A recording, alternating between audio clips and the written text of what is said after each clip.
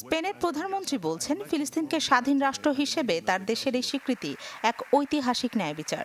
এই সিদ্ধান্তকে ফিলিস্তিন ও ইসরায়েলের শান্তি আনতে গুরুত্বপূর্ণ পদক্ষেপ হিসেবে দেখছে স্পেনের মন্ত্রিসভা। এই অঞ্চলে শান্তি প্রতিষ্ঠায় ফিলিস্তিনকে স্বীকৃতি দেওয়ার বিকল্প নেই। আমাদের সিদ্ধান্ত কারো বিরুদ্ধে নয়। ইসরায়েলের সাথে আমাদের সম্পর্ক যেমন আছে তেমনই থাকবে। হামাসের কোনো কার্যক্রমে সমর্থন দেবে না স্পেন।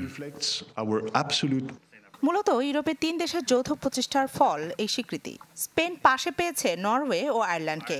স্পেনের এই স্বীকৃতি দেওয়ার দিনই নরওয়ে ফিলিস্তিনিকে স্বাধীন রাষ্ট্র হিসেবে স্বীকার করে নিয়েছে। নরওয়ে সরকার এই দিনটিকে বলছে একটি বিশেষ দিন। একই সাথে ইসরায়েলের কর্মকাণ্ডে হতাশাও প্রকাশ করেছে। স্বীকৃতির ঘোষণা এসেছে আয়ারল্যান্ডের কাছ থেকেও। শুধু স্বীকৃতি নয়, ফিলিস্তিনের রামাল্লায় রাষ্ট্রদূত নিয়োগ দিয়ে শিগগিরই দূতাবাস খোলার ঘোষণাও দিয়েছে ডাবলিন সরকার। আয়ারল্যান্ড বিশ্বাস করে, ফিলিস্তিন ও ইসরায়েল দুটি আলাদা রাষ্ট্র প্রতিষ্ঠায় বিদ্যমান সমস্যার সমাধান দিতে পারে।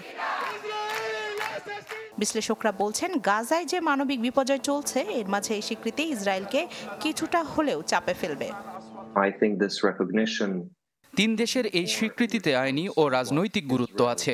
ইসরায়েলের নেতানিয়াহু সরকারের প্রতি এটি একটি বার্তা যে ইসরায়েল ফিলিস্তিনে এখন যা করছে এতে কোনো শান্তিপূর্ণ সমাধান সম্ভব নয়। স্পেন, নরওয়ে, আয়ারল্যান্ড ছাড়াও ইউরোপের দেশ হিসেবে পোল্যান্ড, রোমানিয়া, হাঙ্গেরি ও সুইডেন এর আগে ফিলিস্তিনকে রাষ্ট্র হিসেবে স্বীকৃতি দিয়েছে। রাখি জেসমিন, চ্যানেল 24।